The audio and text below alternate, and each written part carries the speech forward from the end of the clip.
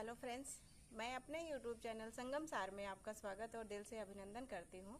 मैं आपके सामने एक तीज पर गीत लेके आई हूँ। आप लोग सुनिए, आनंद लीजिए। धन्यवाद। गौरा जे तीज का व्रत कैली औरो नीरा जल कैली औरो नीरा जल कैली हो।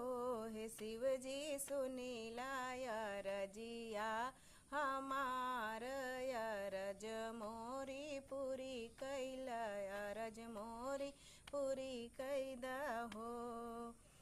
भोरे भोरे गंगा नहैली बेदिया बनैली बेदिया बनैली हो। हे शिव जी रात भर कैली जागरण तयरज मोरी पूरी कैदा अरज मोरी पूरी कैदा हो। भोरे भोरे बनवा में गईली त कंदमूल तोड़ली त कंदमूल तोड़ली हो।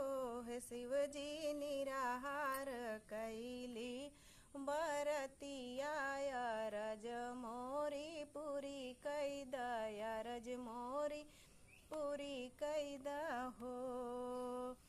इतनी तपस्या देखत शिव जी देखहु न पौला हो, देखहु न पौला हो।